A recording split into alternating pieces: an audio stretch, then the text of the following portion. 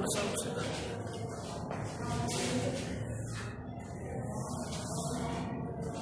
Good morning students, आगे move करते हैं। कल बोरॉन फैमिली के बारे में पढ़ा था और बोरॉन फैमिली के जो क्रिस्टलीय फॉर्म्स पढ़े थे। क्रिस्टलीय फॉर्म की बात करता हूँ तो वो क्रिस्टलीय फॉर्म बोरॉन का किसी के साथ रिएक्शन नहीं करता, ऑक्सीजन या फिर अन्य एलिमेंट्स है उसके साथ रिएक्शन नहीं करता है। जबकि बोरॉन का क्रिस्टलीय फॉर्म है वो बोरॉन के ट्राइऑक्साइड अगर ऑक्सीजन के साथ रिएक्शन करता है तो बोरॉन का ट्राइऑक्साइड बनता, फिर नाइट्रोजन के साथ रिएक्शन करवाया था तो नाइट्राइड का निर्माण हुआ था। और फिर हमने इनऑर्गेनिक और ग्रेफाइट और ऑर्गेनिक ग्रेफाइट के बारे में कुछ पढ़ा था। अब आगे कंटिन्यू करते हैं उसी को कि सर जो बोरॉन फैमिली में आगे की और अगर रिएक्शन कराता हूँ बोरॉन से आगे जो भी एलिमेंट्स है, जैसे बोरॉन की हमने रिएक्शन करवाई थी नाइट्रोजन फैमिली के साथ, यह नाइट्रोजन के साथ ही रिएक्शन कराने पर हमें बोरॉन का नाइट्राइड प्राप्त हुआ था, जिसे हमने इनऑर्गेनिक ग्रेफाइट के रूप में पढ़ा था। ठीक है, आगे मूव करता हूँ आगे की तरफ कि सर जैसे एल्यूमिनियम है, अगर एल्यूमिनियम की रिएक्शन में नाइट्रोजन के साथ कराऊंगा तो क्या ये एल्यूमिनियम नाइट्राइड का निर्माण होगा? क्या मैं गैलियम की रिएक्शन नाइट्रोजन के साथ कराऊंगा तो क्या ये गैलियम नाइट्राइड का निर्माण होगा? हाँ बिल्कुल होगा, कैसे नहीं होगा। कौन सा एलिमेंट्स, इंडियम की बात करता हूं या थेलियम की बात करता हूं, ये सारे के सारे अगर नाइट्रोजन के साथ रिएक्शन करते हैं तो क्या ये सर सारे के सारे एलिमेंट्स क्या नाइट्राइड्स का निर्माण करते हैं कि नहीं करते हैं? ये सारी बातें यहाँ पे देखेंगे। ठीक, अगर करते हैं तो क्यों करते हैं, अगर नहीं करते हैं तो क्यों नहीं। ठीक है, तो सबसे पहले मैंने बोरॉन के साथ रिएक्शन करवाई थी और बोरॉन के साथ रिएक्शन करके बोरॉन नाइट्राइड बनाया था। जैसे हमने क्या कहा था, एक इनऑर्गेनिक ग्रेफाइट का नाम भी दिया और उसमें मैंने एक बात बताई थी कि सर बोरॉन 3 नाइट्रोजन के साथ जुड़ा हुआ रहता है और बोरॉन के पास क्या रहता है, एक रिक्त पी कक्षक रहता है। इसका जो आउटर सेल ये भी बात करता हूं इलेक्ट्रॉनिक कॉन्फ़िगरेशन तो क्या होता है 2s2 2p1, एक इलेक्ट्रॉन यहां से एक्साइड होके यहां पे जाता है तो कितना हो जाएगा 2s में 1 और 2p में कितने हो जाएंगे 2 इलेक्ट्रॉन, 1 और 2। सही है। अब सर ये देखो 1 नाइट्रोजन 2 3 नाइट्रोजन के साथ जुड़ चुका है, लेकिन यहाँ पे क्या रहता है, एक रिक्त खाली कक्षक रहता है और ये रिक्त खाली कक्षक किसका है 2p का है कि नहीं है। और नाइट्रोजन के पास क्या रहता है लोन पेयर, और वो लोन पेयर किसका रहता है 2s, यानी दूसरे कोष के इलेक्ट्रॉन्स रहते हैं लोन पेयर।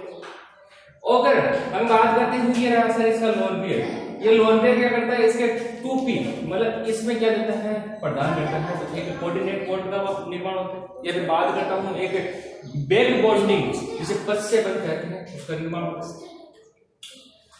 यहाँ पे देने वाला भी कौन सा है 2p और ग्रहण करने वाला भी कौन सा है 2p ऑर्बिटल। तो यहाँ पे जो ओवरलैपिंग हो रही है, कक्षकों की ओवरलैपिंग हो रही है, वो कौन सी हो रही है 2p ओवरलैपिंग हो रही है। समझ में आया। इसके पास खाली कक्षक भी कौन सा है p का, उसके पास लोन पेयर भी कहाँ है p कक्षक में। जो ओवरलैपिंग होती है वो प्रभावी कब होती है, जब कक्षक का आकार क्या रहता है छोटा रहता है। इसका मतलब होता है जब भी अगर ओवरलैपिंग की बात करेंगे तो वहां पे 2p ओवरलैपिंग सबसे ज्यादा क्या होगी इफेक्टिव होगी। फिर इसके पश्चात 2p या 3p इसकी ओवरलैपिंग होगी, वो भी क्या रहेगी इफेक्टिवली रहेगी। लेकिन आगे की तरफ अगर बात करता हूँ 4p 2p की बात करता हूँ तो वहां पे कक्षकों का आकार क्या होगा बढ़ चुका है। तो यहाँ पे जो अतिव्यापन होता है ओवरलैपिंग होती है वो कैसी होती है कमजोर होती है।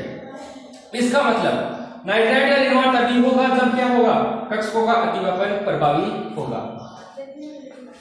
यहाँ पे हो गया। अब एल्यूमिनियम की बात करता हूं तो एल्यूमिनियम का जो इलेक्ट्रॉनिक कॉन्फ़िगरेशन होता है वो क्या होता है 3s2 3p3।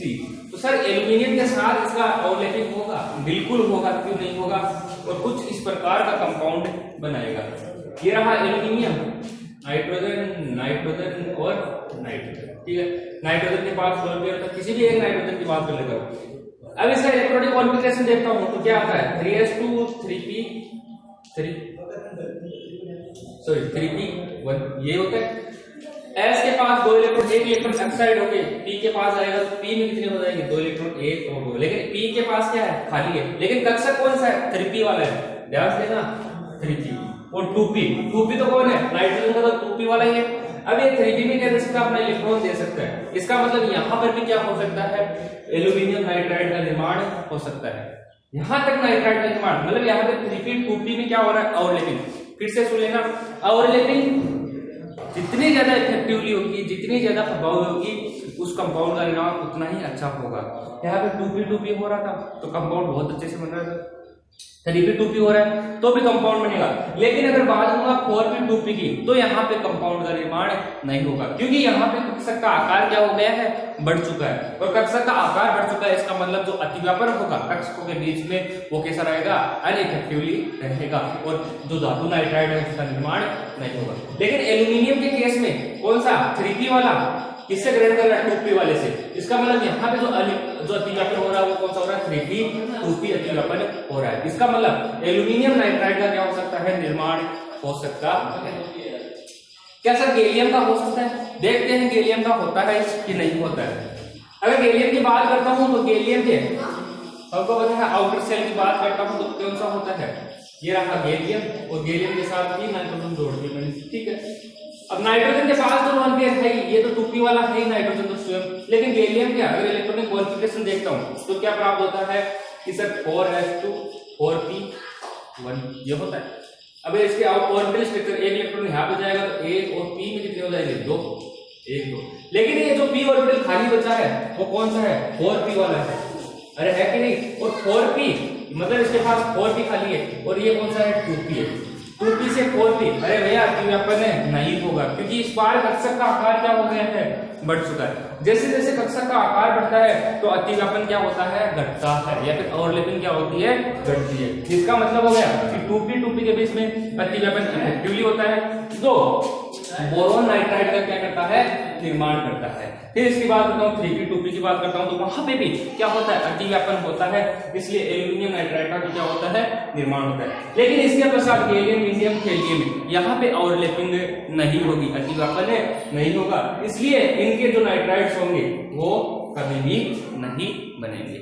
तो यहाँ पे एक बात निकल के आती है क्या, कि बोरोन और एल्यूमिनियम के नाइट्राइड का निर्माण होता है, जबकि गैलियम इंडियम और थैलियम के नाइट्राइड का निर्माण नहीं होता है। ऐसा इसलिए होता है कि बोरोन और एल्यूमिनियम में क्या होता है, कक्षकों का अतिव्यापन क्या रहता है, प्रभावी रहता है, जबकि गैलियम इंडियम और थैलियम में क्या होता है कि परमाणु आकार बढ़ने के साथ साथ या फिर कक्षकों की संख्या बढ़ने के साथ अतिव्यापन क्या होता रहता है, कमजोर होता रहता है, जिसके कारण नाइट्राइड्स का निर्माण नहीं होता है। आगे अच्छा, एल्यूमिनियम नाइट्राइड का निर्माण होना कुछ रिएक्शन के द्वारा समझा दीजिए कैसे हुआ है कैसे नहीं हुआ। तो एल्यूमिनियम नाइट्राइड की बात करते हैं तो ये रहा आपका एल्यूमिनियम, इसकी रिएक्शन में नाइट्रोजन के साथ करवाता हूं तो ये बनाता है Al एंड X प्रकार। यहाँ पे टेम्परेचर थोड़ा सा हाई रखना पड़ता है, ठीक है। और इसकी जो स्ट्रक्चर होती है कुछ इस प्रकार की होती है,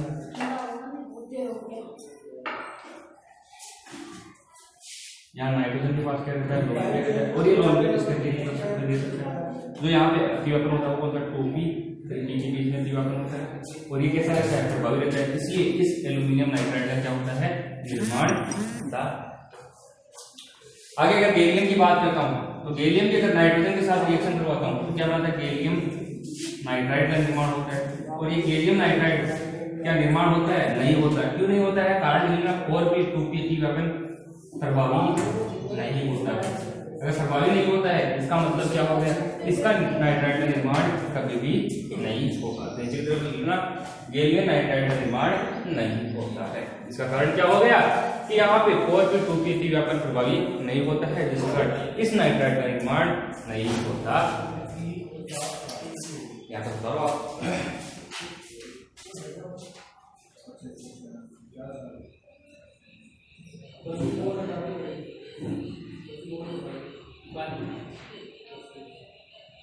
ठीक है। अब भैया ये नाइट्रोजन के साथ रिएक्शन हो गई। अब मैं आपको बोरोन के या बोरोन फैमिली के ऑक्साइड और हाइड्रोक्साइडों की अम्लीय क्षारीय प्रकृति बताना जा रहा हूं कि कौन सा ऑक्साइड अम्लीय होगा, कौन सा ऑक्साइड क्षारीय होगा और कौन सा ऑक्साइड उभयधर्मी। उभयधर्मी का मतलब होता है जो ऑक्साइड अम्लीय व क्षारीय दोनों प्रकार की प्रकृति प्रदर्शित करता है। तो हमको सबको पता है कि सर बोरॉन फैमिली की बात करता हूं तो बोरॉन फैमिली एक तो +3 ऑक्सीकरण अवस्था दर्शाता है, एक +1 ऑक्सीकरण अवस्था दर्शाता है। तो यहाँ पे सबसे पहले तत्व तो बोरॉन, एल्यूमिनियम, गैलियम, इंडियम और थेलियम, यही थे। अब इनके सबसे पहले ऑक्साइड्स की बात करता हूं। ये रहे ऑक्साइड्स, और ये ट्राई ऑक्साइड बनाते थे G2O3, ये बनाएगा Al2O3, ये बनाएगा गैलियम Ga2O3, ये बनाएगा इंडियम 2O, और ये बनाएगा थेलियम। इंडियम और थेलियम से मोनोऑक्साइड के साथ उपस्थित होते हैं। इसका प्रमुख कारण क्या है? अरे भैया आपको पता है, मैंने बताया था कि ऊपर से नीचे जाने पर +1 ऑक्सीकरण अवस्था क्या होती है, ज्यादा प्रभावी होता है। तो यहाँ पे इन दोनों की जो ऑक्सीकरण अवस्था होती है वो कौन सी रहती है, ज्यादा इफेक्टिव कौन सी रहती है, +1 ऑक्सीकरण अवस्था ज्यादा प्रभावी रहती है। इंडियम की बात करता हूं तो इंडियम +1 और +3 दोनों में रहता है। तो यहाँ पे इंडियम 2O3 दोनों प्रकार के ऑक्साइड बना, ठीक है। अब ऑक्साइड के अलावा इनकी बात करता हूं हाइड्रोक्साइड होगी।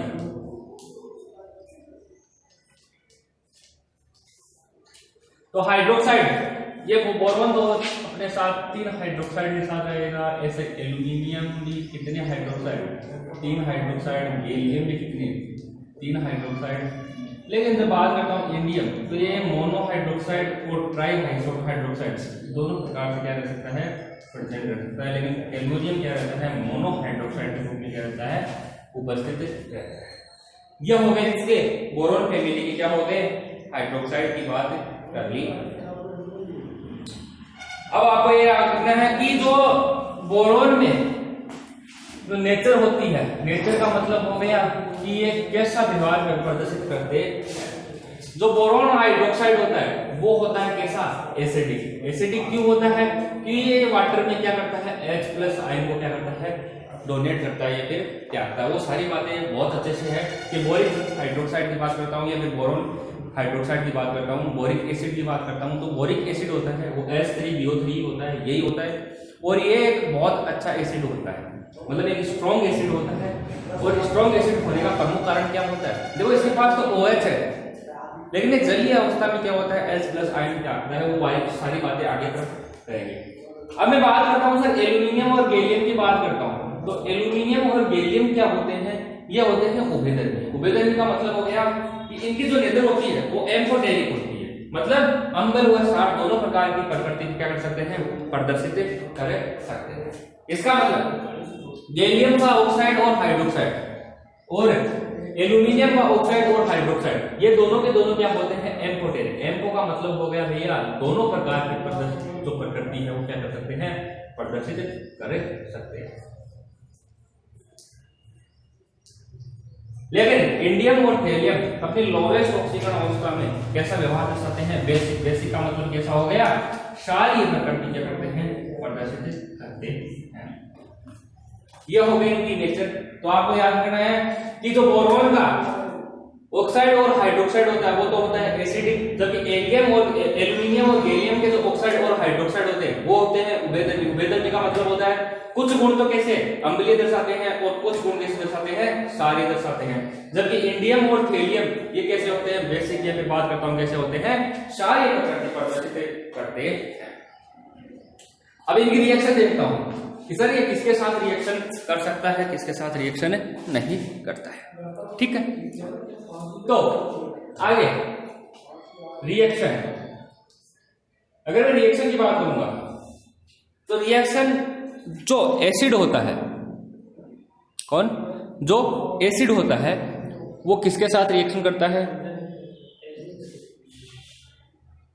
ठीक है। ये स्ट्रॉन्ग एसिड है और स्ट्रॉन्ग एसिड होने के कारण ये वीक बेस और स्ट्रॉन्ग बेस दोनों के साथ क्या कर सकता है, रिएक्शन कर सकता है। तो सबसे इंपॉर्टेंट लाइन तो यही आ गई कि सर बोरॉन के जो ऑक्साइड और हाइड्रोक्साइड होते हैं वो वीक बेस मतलब कमजोर क्षार और स्ट्रॉन्ग बेस मतलब मजबूत क्षार दोनों के साथ या प्रबल क्षार के साथ क्या कर सकते हैं, रिएक्शन कर सकते हैं। आगे बात करता हूं किसकी, एल्यूमिनियम ऑक्साइड और एल्यूमिनियम हाइड्रोक्साइड की बात करता हूं। तो एल्यूमिनियम ऑक्साइड और एल्यूमिनियम हाइड्रोक्साइड ये है ना strong base and strong acid दोनों के साथ क्या कर सकते हैं, रिएक्शन कर सकते हैं। मतलब दोनों को दोनों क्या होना चाहिए, स्ट्रॉन्ग होने चाहिए। मतलब ये हो गया कि एल्यूमिनियम और गैलियम का हाइड्रोक्साइड और ऑक्साइड क्या होता है कि कमजोर जो क्षार होता है और कमजोर जो अम्ल होता है उसके साथ तो रिएक्शन नहीं करता है, जबकि जो प्रबल क्षार और प्रबल अम्ल होता है उसके साथ क्या करता है, रिएक्शन करता है।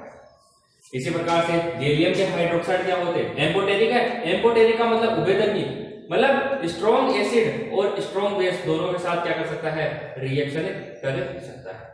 लेकिन सर इंडियम और थैलियम की बात करता हूं, तो इंडियम और थैलियम जो ऑक्साइड और हाइड्रोक्साइड होते हैं वो कैसे होते हैं, क्षारीय प्रकृति के होते हैं। और क्षारीय प्रकृति के होने के कारण ये किससे रिएक्शन करेंगे, अम्ल से।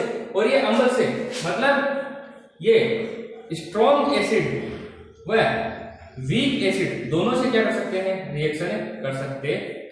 यहाँ पे जो इंडियम होगा और थैलियम होगा इसके ऑक्साइड और हाइड्रोक्साइड दोनों के दोनों किससे, स्ट्रॉन्ग एसिड और वीक एसिड दोनों से क्या कर सकते हैं, रिएक्शन कर सकते हैं। ये इनकी हाइड्रोक्साइड और ऑक्साइड की क्या हो गई, प्रकृति हो गई। और रिएक्शन की बात करते हैं अम्ल और क्षार से, तो किस प्रकार से रिएक्शन करते हैं।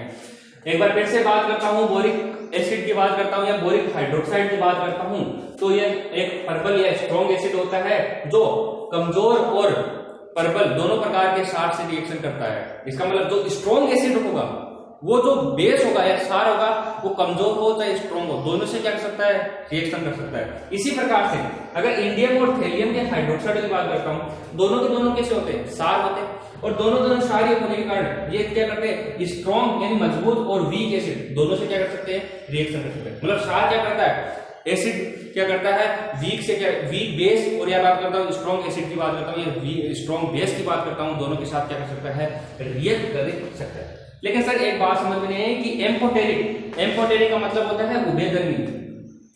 उभयधर्मी का मतलब हो गया कि ये स्ट्रॉन्ग एसिड और स्ट्रॉन्ग बेस दोनों के साथ क्या कर सकता है, रिएक्शन करता है।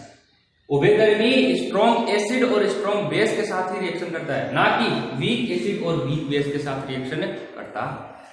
आपको ये जो हाइड्रोक्साइडों की बात करता हूँ, ऑक्साइडों की बात करता हूँ, बोरोन फैमिली के, इनकी कुछ नेचर होती है और रिएक्शंस होती है, वो आपको यहाँ पे देखनी है। उतार लो इसको, फटाफट आगे की तरफ मूव करते हैं।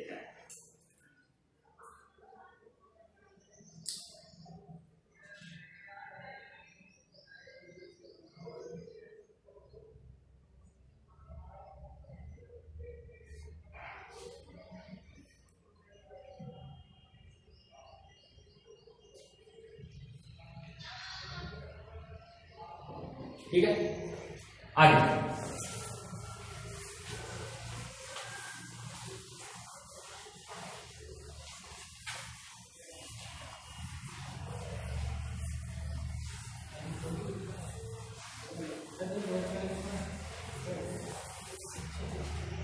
सबसे पहले मैं बात करता हूं बोरिक एसिड की, या फिर बात करता हूं ऑर्थोबोरिक एसिड की।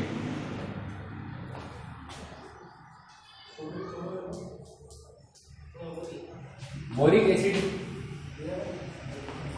या सी बोलते हैं ऑर्थो बोरिक एसिड। क्या होता है, कैसे इसकी प्रॉपर्टीज होती है, एसिड इसको नाम भी दिया गया था, वो सारी बातें यहाँ पे करते हैं। सबसे पहले बोरिक एसिड की बात करता हूं तो BOH3। अभी बताया था आपको कि बोरोन का जो हाइड्रोक्साइड होता है उसे क्या बोला जाता है, बोरिक एसिड बोला जाता है या ऑर्थोबोरिक एसिड बोला जाता है।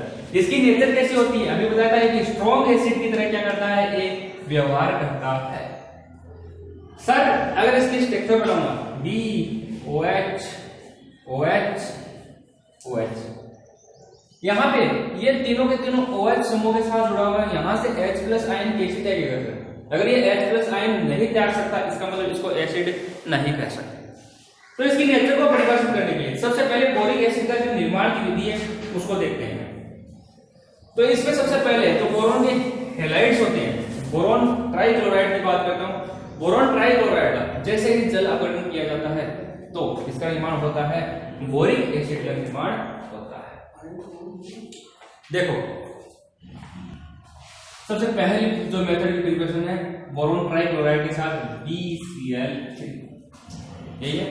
अगर इसकी रिएक्शन में जल के साथ करवाता हूं, H2O के साथ करवाता हूं, तो यह बनाता है, एक तो बनाता है बोरिक हाइड्रोक्साइड और साथ के साथ क्या बनता है, यहाँ पे एक एसिड का निर्माण होता है H, ठीक। ये तो बोरिक एसिड, और यहाँ पे इसको बैलेंस कर लेंगे, 3Cl है तो 3 से मल्टीपल, ठीक है। अब हाइड्रोजन 3 6 हो गए, तो यहाँ पे 3 के साथ ये रिएक्शन क्या हो गई, बैलेंस। तो यहाँ पे बोरिक एसिड एक तो प्राप्त हो सकता है जिससे बोरोन ट्राइक्लोराइड के क्या कर सकते हैं, जल अपघटन से। दूसरा, अगर बात करता हूं बोरोन नाइट्राइड का जल अपघटन करवाया जाता है, किसका, बोरोन नाइट्राइड का। अभी बताया था इनऑर्गेनिक ग्रेफाइट की बात करते हैं, इसका जैसे ही अगर मैं जल अपघटन करवाता हूं,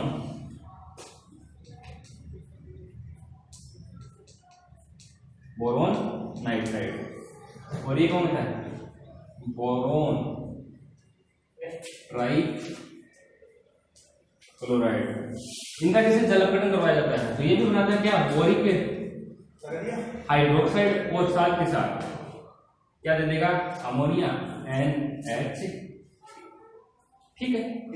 ये दो प्रिपरेशन के मेथड्स हो गए।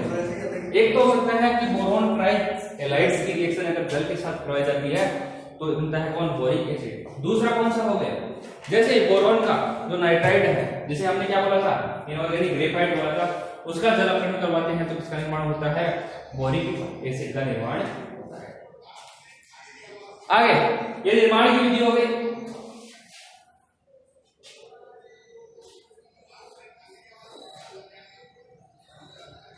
अब सर इसमें जो बोरिक एसिड होता है H3BO3, या इसको H3BO3 भी कह सकता हूं। देखो हाइड्रोजन कितने हैं, 3 है, H3 बोरोन, फिर ऑक्सीजन कितनी है, 3 है, BO3, और तो बोरिक एसिड या फिर बोरिक एसिड के नाम से जाना जाता है।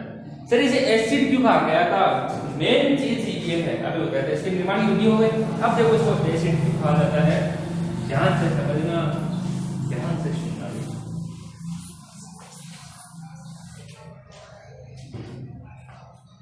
देखो तो मैं बोरिक एसिड की बात करता हूं, तो इसमें आपको पता है, लिख लेना कि बोरिक एसिड स्वयं H+ आयन नहीं त्यागता है, लेकिन बोरिक एसिड स्वयं H+ आयन नहीं त्यागता है, लेकिन ये जलीय अवस्था में जल के H+ को, यह है जलीय अवस्था में जल के H+ को, जल के H+ को रिमूव करके या हटाकर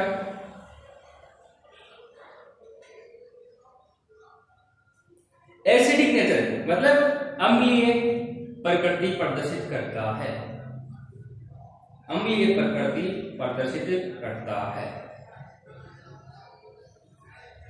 ठीक है। देखो कैसे होती है अम्लीय प्रकृति, ये सर ऐसे जलीय अवस्था में कहां से जल के H+ को त्याग कर कैसे प्रकृति प्रदर्शित करता है, ऐसे ध्यान से देखना। ये रहा आपका BOH3, ये बोरोन OH, और हमको पता है इसके पास क्या रहता है, एक वेकेंट p ऑर्बिटल होता है कि नहीं होता है, और इसके पास जो इलेक्ट्रॉन 1 2 3 4 5 और 6 इलेक्ट्रॉन है, तो ये 6 इलेक्ट्रॉन होने के कारण इलेक्ट्रॉन डेफिशिएंट हो गया, ठीक है। अगर इलेक्ट्रॉन डेफिशिएंट हो गया तो ये किसकी तरह व्यवहार करेगा, एक लोविस एसिड की तरह व्यवहार करेगा, मतलब इसके पास इलेक्ट्रॉनों की क्या है, कमी। जैसे जल से रिएक्शन करता है H2O, और H2O हमको पता है कुछ इस प्रकार की स्ट्रक्चर के साथ प्रदर्शित रहता है, ठीक है। अब क्या करता है, इसमें इलेक्ट्रॉनों की कमी है और इसके पास रिक्त खाली कक्ष है, और ऑक्सीजन के पास क्या रहते हैं, लोन पे रहते हैं। यह ऑक्सीजन क्या करते हैं, इसके रिक्त कक्षों में यहां से बॉन्ड का डिसोसिएशन करके इसके साथ बॉन्ड का क्या करते हैं, फॉर्मेशन करते हैं। बोरॉन के साथ क्या करते हैं, बॉन्ड का निर्माण करते हैं। तो यहां से जैसे बॉन्ड का डिसोसिएशन होता है, इस बंध के इलेक्ट्रॉन या ऑक्सीजन लेके चला जाता है, तो ऑक्सीजन पे कौन सा आगे साथ आएगा, माइनस। और जैसे इस बोरॉन के साथ ये रिएक्ट करता है तो एक बी, अब देखो OH, एक तो ये वाला OH और कितने, 3 ये वाले OH, कितने हो गए, 4। और ये कॉम्प्लेक्स कंपाउंड जिसमें कितना आगे साथ आएगा, -1, जो यहां से OH लेके जाएगा।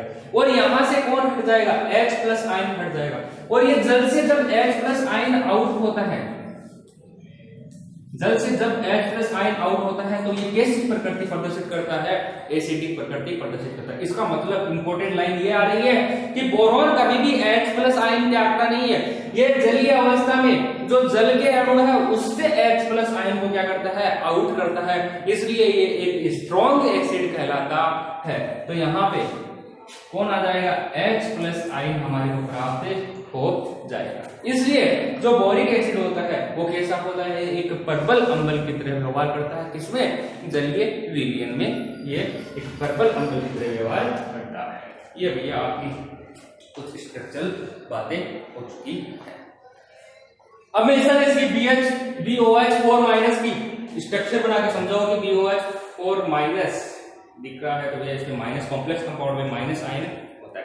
कि सर इसकी स्ट्रक्चर कैसी होती है, कौन सी 2D होती है या 3D होती है, इसकी व्यवस्था को हमको समझाइए। तो ये किस प्रकार की व्यवस्था में, जलीय अवस्था में प्रेजेंट होता है, वो स्ट्रक्चर यहाँ पे देखेंगे। तो ये भैया एसिड की नेचर हो गई थी, उतार लिया होगा साथ ही साथ, नहीं उतारा था तो स्क्रीनशॉट ले लेना और उसको उतार लेना।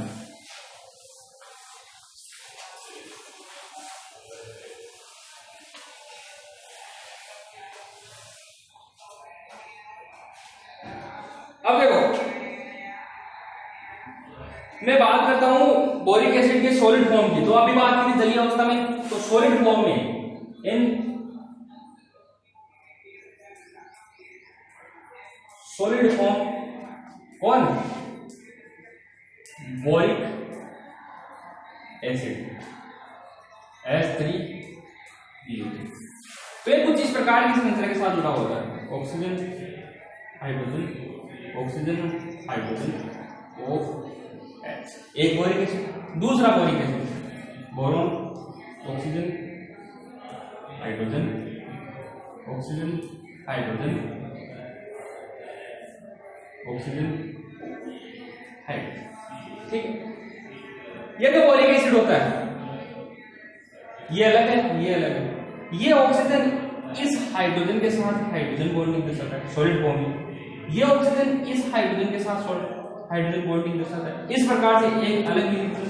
आगे आने वाला जैसे बोरिक एसिड, ये रहा बोरोन, ये इसका ऑक्सीजन और ये इसका हाइड्रोजन, फिर ऑक्सीजन हाइड्रोजन, फिर ऑक्सीजन और हाइड्रोजन। अब ये ऑक्सीजन इस हाइड्रोजन के साथ हाइड्रोजन बॉन्डिंग, ठीक है।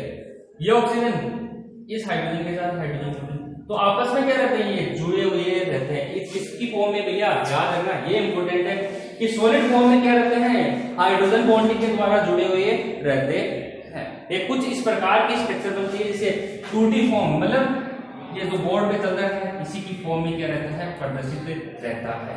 मतलब 2 डायमेंशनल, मतलब 2 दिशा रहता है, या तो x और y दो के अनुसार क्या रहता है, अकॉर्डिंग चलता है।